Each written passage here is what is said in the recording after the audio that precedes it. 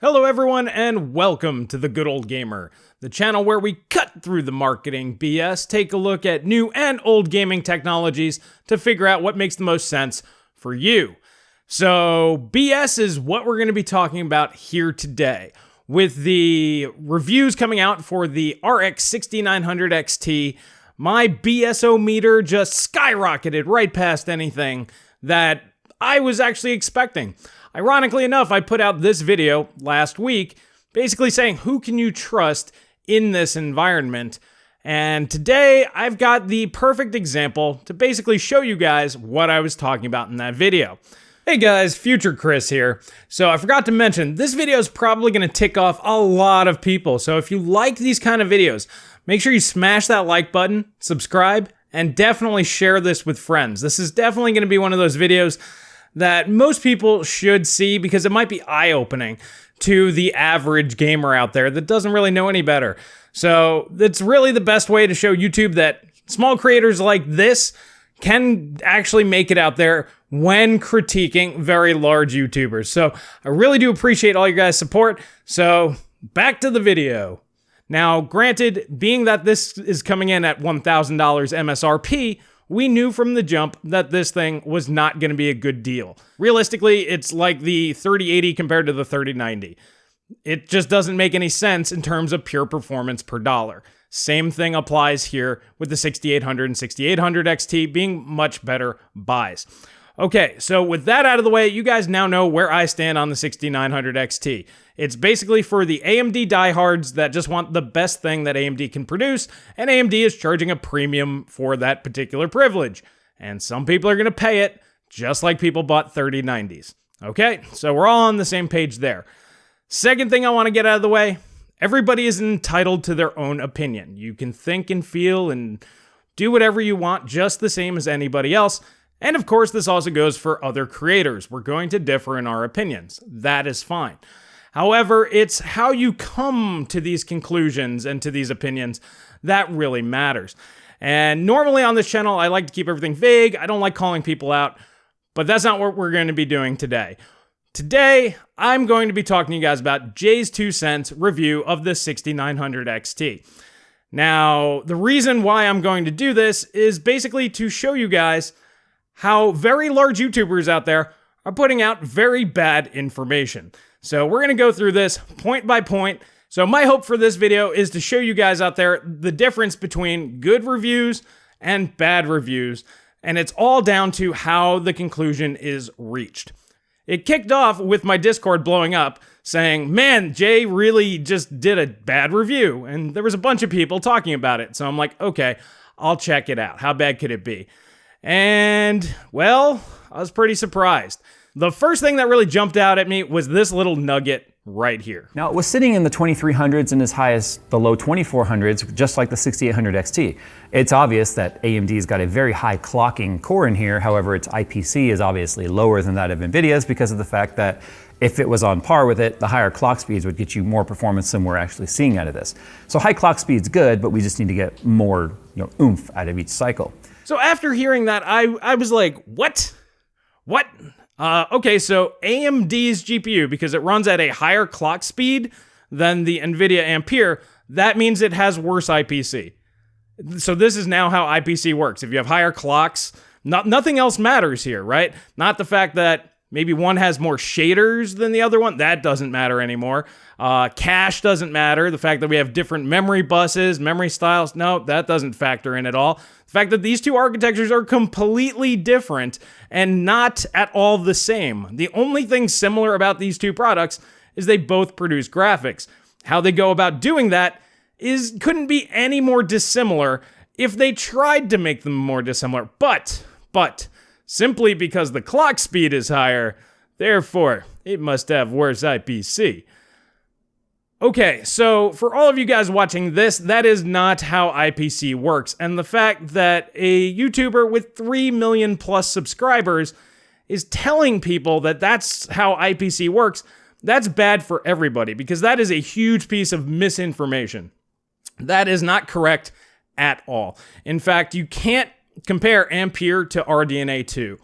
as I just stated, there are too many vast differences here that doing like an IPC test is simply impossible. It's not like on the CPU side where you're basically running the same thing. If you take an 8-core Intel CPU and you take an 8-core AMD CPU, they basically do the same thing in similar ways. Now, they are different architectures, and they do go about it in different ways. So that's basically what you're testing there, but it's the same basic thing. In the GPU, you could do like shader for shader count. So like last generation with Turing, we compared the 2070 Super a lot to the 5700 XT. They had the exact same amount of shader cores, they had similar clocks, and similar power consumption. So last generation, you could compare things kind of apples to apples, or about as close as you can get. But this generation, RDNA 2 is such a departure from even RDNA 1. Just look at the memory bus thing with the Infinity Cache. That is a huge game changer there, guys. We don't even understand that, let alone how could we quantify IPC. So I know I'm railing on this a bit, but that was the first thing that really jumped out at me. I'm like, this is one of the reasons why it's difficult to explain to the masses how things actually work when large YouTubers are just wrong and lying to people. Okay, so with that out of the way, that was kind of an aside and didn't really matter that much to the review. But to me, that was kind of a big deal because that's a huge chunk of misinformation. So moving on.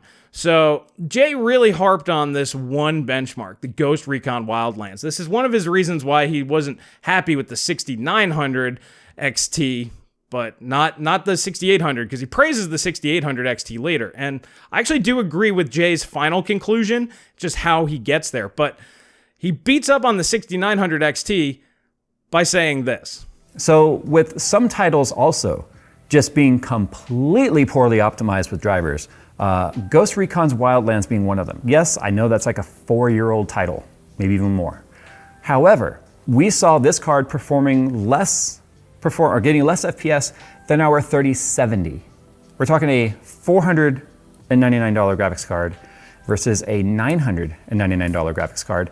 All right, so Ghost Recon Wildlands. First off, why are we still testing this game? Just throwing that out there, but all right, fine. Maybe that's his legacy test. It's not. We're going to talk about his test bench suite, his test suite here in just a second. But it's fine. If you want to test old titles, that's your thing. Maybe that's what all of your viewers watch. Play. That's fine. Whatever. So that's not that big of a deal. But looking at his own numbers here, you can clearly see that there's an issue with the RDNA 2 GPUs at 1440p, as yes, they are getting their butts kicked by the Ampere GPUs. However, taking a look at 4K, which if you're spending $1,000 on a GPU in 2020/2021, you should be playing 4K on this thing. Let's be honest. The 6900 XT is, 3 frames behind the 3090, and both the 6800 and 6900 are beating the crap out of the 3090. So I'm not sure which benchmarks he's seeing where the 3070 is beating AMD's cards here. Is he talking about like 1080p that he didn't show on here? I don't know where he's just coming up with these magic numbers. But realistically, at 4K, the AMD cards are supremely competitive in this very old NVIDIA-sponsored title. So yeah, at the resolution that you should be playing this game at. Now, granted, if you do want to play at 1440p, the NVIDIA cards do have an advantage.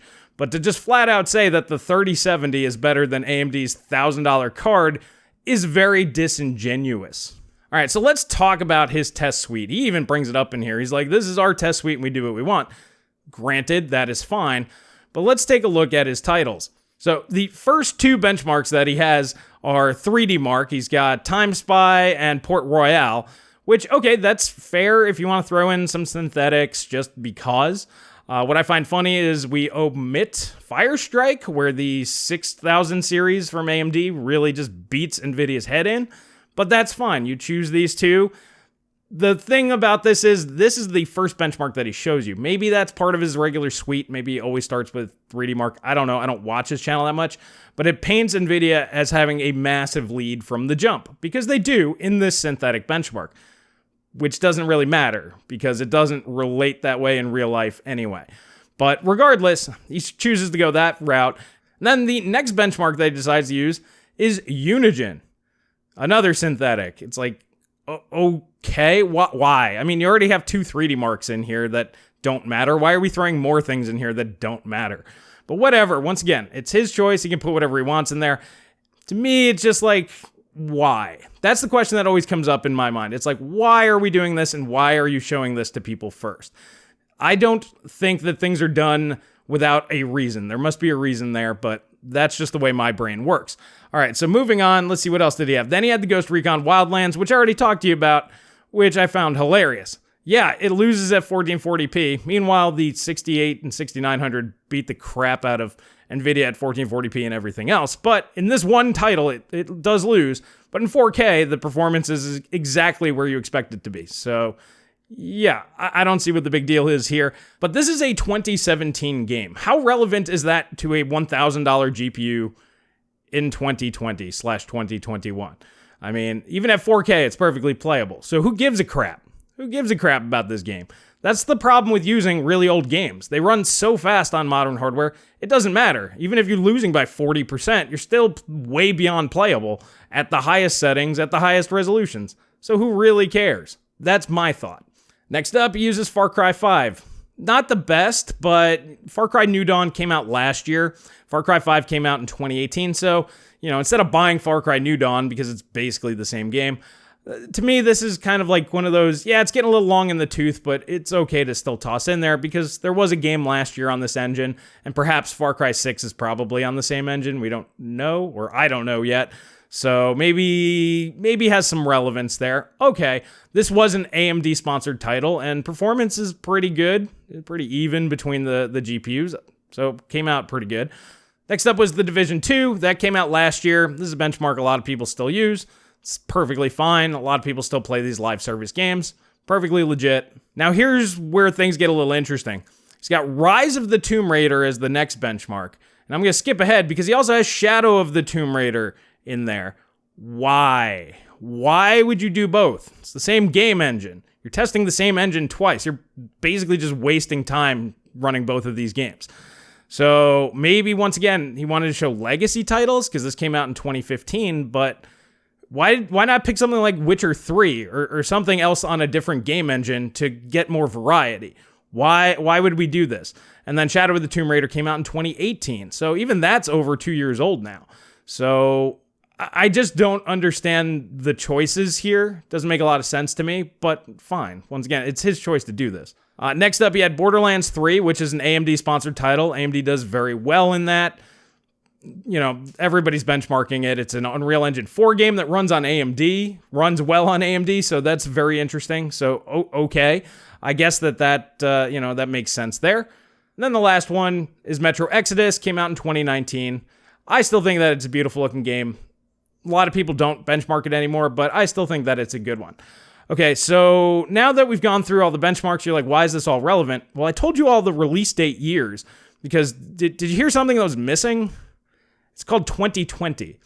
He chose not to benchmark Assassin's Creed Valhalla because of some reasons out there. The benchmark where AMD literally curb stomps NVIDIA. He just chose to omit that one for this test. He does mention that in the video, by the way. But that was the only 2020 title that he has on a card releasing in 2020. You can kind of see where I'm going with this.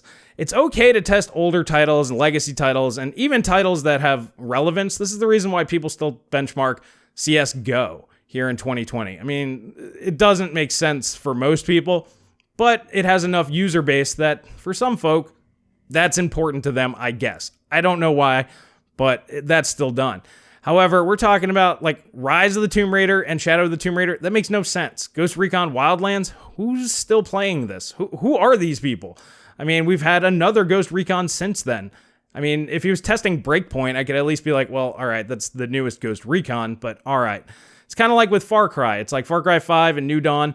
They're the same engine, same thing. That's fine. I can kind of get that, but realistically, why aren't we testing today's latest and greatest titles? Where's Watch Dogs Legion? Where's Call of Duty, Cold War? Where's Doom Eternal? Where are the 2020 games? The ones that are more indicative of performance that should be coming out here in the future. Dirt 5, yeah, it's a racing game, but guess what? It's a popular racing game, and it's optimized for modern hardware, such as the Xbox Series X, PS5, and RDNA 2. Might not be a bad idea to put one of those in there because, well, there's not going to be many. The things just came out a month ago. There's not a lot of optimized titles for the hardware yet. RTX has been optimized for since 2018, so yeah, it has a little bit of a leg up. So looking at titles that run really well and are designed and developed for the RTX architectures, such as Turing and then, by extension, Ampere, yeah, that's going to give a little bit of an advantage there. So why not throw in one bone over here? I guess you could argue that that's Borderlands 3, but any which way you want to slice it, to me it just seems a little odd that no modern titles are put into this benchmark suite. While it is his choice to do whatever he wants there, to me, that's a red flag. It's like, why? And like I said he had some issues with Assassin's Creed Valhalla, but I know Celso over at Cortex, he included that. And if you look at the numbers, it is very impressive what the RDNA 2 GPUs can do in an Ubisoft game in 2020. So, like, in comparison to like Assassin's Creed Odyssey last year, where NVIDIA had a clear advantage, the engine's been retooled a little bit, and you can clearly see how that affects things when games are optimized for your hardware. Now, to me, that whole thing, that's just the curiosity. This, to me, is another very telling point. I'm just going to let Jay tell you himself what happened and what his experiences were with the 6900. But then when we went into Radeon software, by default, out of the box, it's set to the profile it's supposed to be, which is profile default. That just means out of the box settings. But we noticed under load, it was only allowing 250 watt power draw. But we noticed 250 watt was where it was stopping. So I went ahead and maxed the power limit, which is an additional 15%, just like we saw with the 6800 XT. And the power limit immediately started showing 300 watts, which allowed our core clock to come up to nearly 2500 megahertz and lock there.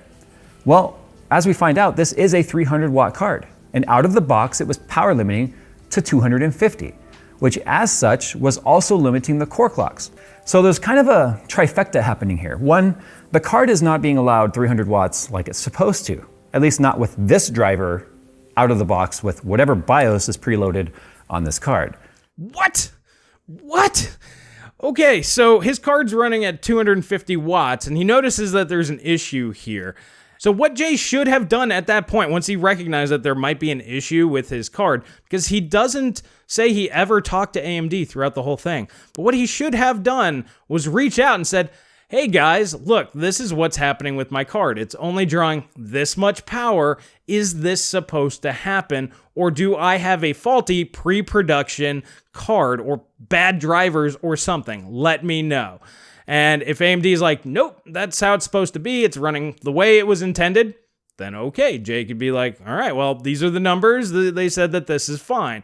Or if they said, no, it's not supposed to be doing that, it might have a bad BIOS or an old BIOS or something like that, we'll send you a new review sample, so this way you get the proper numbers. But no, Jay just said, screw that noise, let's just go ahead and put it out anyway. Because at no point in time in his video does he say, hey, I found this problem with this card, so I reached out to AMD to see if that's the way it's supposed to be, or if maybe I just have a bad card.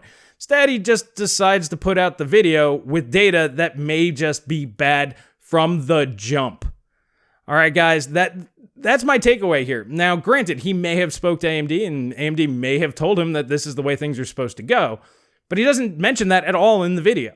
He just says that he figured out that there are problems, and he recognized all of these issues and this and that, and he could have fixed it himself manually, but he didn't want to fix it himself manually because that's not the way it's supposed to go. So it doesn't sound like he tried to contact AMD. It sounds like his card may have been doing something it shouldn't have been, but he just said, screw it, I'm just going to put out the information anyway. I'm just going to do it. Screw it. AMD sent it to me this way. They sent it to me broken. It's their own fault. Granted, that is true. But for somebody with over 3 million subscribers, isn't it worth an email, to somebody? I mean, I'm sure Jay actually has like somebody's direct phone number. You could probably just call somebody up and be like, hey, is this how this is supposed to go? Because I know Steve over at Hardware Unboxed, when he runs into weird quirks like this, that's what he does. He actually makes sure that it's a real problem with the card or if it's meant to be intended that way. Jay just says, screw it. I don't care. I'm just going to put out the video just as it is. And I'm just going to tell people, yeah, it might be bad, it might be good. I don't know, but I wouldn't buy it. And that's going to just lead me to the conclusion where obviously he doesn't recommend buying this. And that's the part that I agree with. Of the whole video, I'm just sitting there going, I disagree with everything you were saying. Everything you're doing is wrong, bad, inaccurate, lies, just terrible. Just absolutely terrible. However, I do agree with this conclusion. My recommendation, if you're looking at buying a graphics card that's an amazing value, again, based on MSRP, that would still be the 6800 non-XT, because you're getting numbers that are really close to a 3080 at significantly less cost and faster than a 3070. Again, hypothetically, if you can get your hands on it. On that point, he is correct. Next to the 6800 and 6800 XT, this thing, it doesn't make sense. What is it? It's a cash grab. Let's be honest. It's a cash grab for the most diehard of the AMD diehards. And you know who you are, because if you have one of these ordered, that's probably you. So, all right, they're just out trying to make money. Newsflash, they're a business. This is what they do. If you didn't know, this is how business works. But I wouldn't recommend buying one of these either, and I agree with that particular statement. However, after I agreed with Jay for like the first time in this video, he had to say this. Because right now, as far as the 6900 XT is concerned, I have to tell you, just like the 3900, even at $500 less, it's a horrible, horrible value. It is closer to the performance of a 3080 than it is to the performance of a 3090. Yes, the price is also closer, but not as close as the performance is. So yes, the 3090 being a terrible value for gamers, absolutely. A $1,000 AMD card that performs like a 3080 is equally as bad. What the hell are you talking about, dude? So the price is closer to the 680 and the 3090, and it's so different, but not so much. And geez, I mean, it sounds like a line out of Dodgeball over here. What are we talking about here? So the performance of the 6900 XT, according to his own numbers, is close to the 3090 in 4K across the board. It's only a little bit short in most titles. And this is without the smart access memory, which he does make a good argument why he doesn't use it, because not everybody can put it on. Now, I would argue DLS, if you use DLSS, that's a feature specific for NVIDIA. If you use that, you should be using SAM. Like, you should have both numbers, SAM on, SAM off. You should be doing both, which means at this stage of the game, you shouldn't be testing with an Intel system. Sorry, Jay, I know they sent you a 5900X, probably a 5950X. Use that as your standard test bench. Yes, you'll have to rerun benchmarks. I know, life's hard, but you should probably just do that because that is the most advanced platform on the planet right now. But we should be seeing both numbers there. That's my opinion, but I understand why he didn't do it, because that'll affect the vast majority of you guys out there. But then on top of not using SAM at all, he decided not to use the rage mode, which is fair. I can agree with that. But we didn't see any manual overclocking or anything like that instead. So maybe he should have done that, maybe not. I'm okay with stock versus stock, that's fine. But the big one is, the big number 3 here is the power limitation thing. And he clearly noted that there were issues and discrepancies there. So even with this weird power issue going on, not using SAM, not using rage mode, not doing any overclock, none of that stuff, we're still just a few percentage points short of the 3090. And yet being 2/3 the price, being 33% cheaper, that's just not good enough. I mean, granted, it's not worth the price premium, but I would argue that you get more for your dollar at that point than you do with the 3090. And if you do have SAM with a 5000 series, and if you do have the power doing the right thing, and you do tune the card, it's probably going to match, if not beat, the 3090 at $500 less. So, yeah, while he does beat up on both the 3090 and 6900 XT, which is fair, the way he gets to this just doesn't make any sense. The reason why I wanted to do this video is because that's important, because when we do YouTube videos like this, it's a story, it's a narrative. And when people are explaining things incorrectly and shown things that don't matter, like games from like 4 or 5 years ago on brand new stuff, when things are omitted on purpose, like games from 2020 or things like SAM, this paints a very specific narrative that I can only assume that Jay wanted you to see. This is his narrative. This is what he is telling you. He's showing it to you in the way that he views things. Now, that's fine, except if you're trying to be objective, none of these things make sense. A lot of these things are starting to be like, well, why didn't you test with Sam on and off? I mean, that's fair. That's what I call balanced. And this is the reason why I would recommend going with somebody like Celso from Cortex. Check out his video review. He goes ahead a little bit more in depth on like the overclocking stuff, and you can see how things go. By the way, he's using like all games from 2019 and 2020. All of his games are brand new or new-ish. Steve from Hardware Unboxed, he's got a larger library that he draws from. Some of them are older, but mostly they're newer games. And if the game's got an update, like instead of using Far Cry 5, he will use New Dawn, things like that. Same thing with like Assassin's Creed Odyssey. It's been updated, and now it's much more AMD friendly. So using like Odyssey, like Digital Foundry likes to do, that is also painting a narrative in a specific way. So all of these little things, all these little choices that are made by these reviewers, they all matter because that's what shapes the story. Even though the conclusion is correct, it is overall correct, and I do agree with Jay at the end of the day on this. His whole view of how technology works and how to benchmark things is so absolutely bad that he's going to make mistakes in the future. Just because he got this conclusion right doesn't mean the conclusion is going to be right next time. So I just wanted to point this out, guys. You need to be aware of this kind of stuff. Now, I know you guys are pretty smart about it. You guys pay attention to these type of things. You know what IPC is. I have an entire playlist where I did IPC testing on CPUs. If you guys haven't seen that, you'll find out what actual IPC testing is like. I even did some GPU testing as well, and I break down why I chose what I chose, because shader cores line up, memory lines up, everything lines up, and even then it's not exactly one-to-one, but it's as close as we can get. So if you want to see what IPC testing really is, like I said, I got a playlist for you guys. At the end of the day, what really bothers me is reviewers like this have so much influence, over 3 million subscribers. That's 100 times bigger than my channel. So for every view I get, that means he's getting 100 views. And his narrative is being put in 100 times more people's heads. And I try to be as balanced as possible. Now, it definitely seems like I'm coming off in AMD's defense. I'm not. Like I said, don't recommend the product. However, I am going to call out bad practices from now on. So for anybody out there that wants to put out a review, pump out a narrative just to fit some sort of agenda or personal bias, yeah, I'm okay with you wanting, maybe you really like ray tracing. Like the guys at Digital Foundry, they love the ray tracing. They're going to have to get over it because it's not really going to be what they think it is. But, I get that. Okay, you really like that stuff and it's important to you. However, to most people, it's not. So it's fine that they really harp on that stuff on their channel. But even in their 6800 review, they're pretty honest about it. They're like, if you don't care about ray tracing, the 6800 XT is the way to go. And I know Jay was pretty fair in his 6800 review, so I just don't know what happened here. Maybe just because he didn't like the product? I'm not really sure. But you guys out there need to be informed enough to know when you're being fed a line of BS. And I guess really all you can do is just share videos like mine. Hit that like button, subscribe, put comment in the comment section below. That lets YouTube know that, hey, you guys like this kind of content, because the average person, the normie that's not going to click on this, the other 99 people that aren't going to click on my video, they need to see this, because otherwise they're just going to start thinking IPC just means whoever's got higher clocks.